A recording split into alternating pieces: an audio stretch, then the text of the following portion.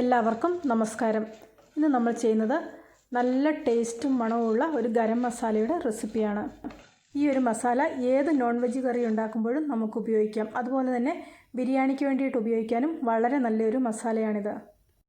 ഇതുപോലെ ഗരം മസാല ഉണ്ടാക്കിയതിന് ശേഷം അത് കറിയിലേക്ക് ചേർത്ത് കൊടുക്കുകയാണെങ്കിൽ ആ കറിക്ക് തീർച്ചയായിട്ടും നല്ല ടേസ്റ്റും മണവും ഉണ്ടാകും. കുറച്ച് കൂടുതൽ പൊടിച്ച് വെച്ചിട്ടുണ്ടെങ്കിൽ നമുക്ക് കുറേ കാലം ഇത് ഉപയോഗിക്കാൻ പറ്റും. ഗരം മസാല ഉണ്ടാക്കുന്നതിനുള്ള സാധനങ്ങളെല്ലാം ഞാനിവിടെ എടുത്തു വെച്ചിട്ടുണ്ട്. കുറച്ച് കറുവാപ്പട്ടയാണ്. ഇത് ഏകദേശം ഒരു 20-25 ഗ്രാം കാണും. 30 ഗ്രാം വരെ എടുക്കുന്നതിന് കുഴപ്പമില്ല. ഇത് വറ്റൽമുളകും കുറച്ച് ജാതിപത്രി ഇവിടെ എടുത്തു വെച്ചിട്ടുണ്ട്. അടുത്തതായിട്ട് എടുക്കുന്നത് 100 ഗ്രാം പെരിഞ്ജീരകമാണ്. പെരിഞ്ജീരകത്തിന് കണക്കായിട്ടാണ് ഞാനിവിടെ ബാക്കിയുള്ള കാര്യങ്ങളും എടുക്കുന്നത്. ഇത് 25 ഗ്രാമിൻ്റെ ഒരു ഏലക്ക പാക്കറ്റാണ്. ഇത് മുഴുവനായിട്ട് എടുക്കുന്നുണ്ട്. അടുത്തതായിട്ട് ഇതിലേക്ക് വേണ്ടത് കുറച്ച് ഗ്രാമ്പും തക്കോലവുമാണ്. നമുക്ക് വേണ്ട ചേരുവകളൊക്കെ കൃത്യമായിട്ട് എങ്ങനെയാണെന്ന് നോക്കാം.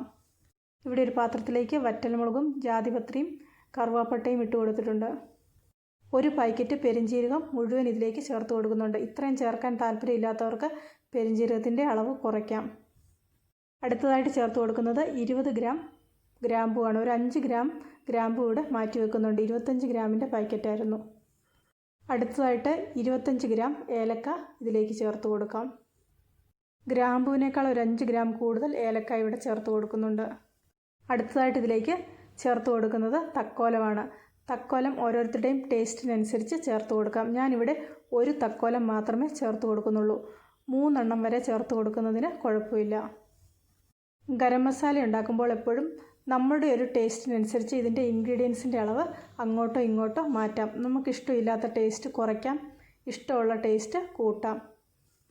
ഗരം മസാലയുടെ ചേരുവകളെല്ലാം ചൂടുകട്ടിയുള്ളൊരു പാത്രത്തിലേക്ക് മാറ്റാം. ശേഷം ഒരു ലോ ഫ്ലെയിമിനെക്കാട്ടും കുറച്ചും കൂടെ കൂടുതൽ, മീഡിയം ഫ്ലെയിമിൻ്റെ അത്രയും വേണ്ട, ചെറിയൊരു ചൂടിലിത് ഒരു 4 മിനിറ്റ് ഇളക്കി കൊടുക്കാം. ഗരം മസാല നന്നായിട്ട് ചൂടായതിനു ശേഷം ഇതിൽ നിന്ന് മണമൊക്കെ വരാൻ തുടങ്ങും. അതാണ് ഈ ഗരം മസാലയുടെ ഒരു കറക്റ്റ് പാകം. ഇതുപോലെ ചൂടാക്കി ഗരം മസാല പൊടിക്കുമ്പോൾ 3 കാര്യങ്ങളാണുള്ളത്. ഒന്ന്, ഗരം മസാലയ്ക്ക് നല്ല ടേസ്റ്റും മണവും ഉണ്ടാവും. രണ്ടാമതായിട്ട് ഇതിൽ വെള്ളത്തിൻ്റെ അംശമൊക്കെ ഉണ്ടെങ്കിൽ അത് ഇല്ലാതെ വരും. അങ്ങനെയാകുമ്പോൾ ഇത് കുറേ കാലം കേടുകൂടാതെ ഇരിക്കും. മൂന്നാമത്, ചൂടാക്കി പൊടിക്കുകയാണെങ്കിൽ നന്നായിട്ട് ഗരം മസാലകളൊക്കെ പൊടിഞ്ഞു കിട്ടും. ചൂടാക്കാതെ പൊടിക്കുമ്പോൾ ശരിക്കങ്ങ് പൊടിഞ്ഞു കിട്ടില്ല. ഞാനിവിടെ ചെയ്യുന്നത് ഏത് നോൺ വെജ് കറിക്കും പറ്റിയൊരു ഗരം മസാലയുടെ കൂട്ടാണ്. മസാല ഇവിടെ നന്നായിട്ട് ചൂടായി വരാൻ തുടങ്ങിയിട്ടുണ്ട്. ഈ സമയത്ത് നമുക്ക് നല്ലൊരു മണം കിട്ടും. ഇതുപോലെ ഗരം മസാല പൊടിച്ചെടുക്കുമ്പോൾ അത് പല ജാറുകളിലായിട്ട് വേണം സൂക്ഷിച്ചു വെക്കാൻ.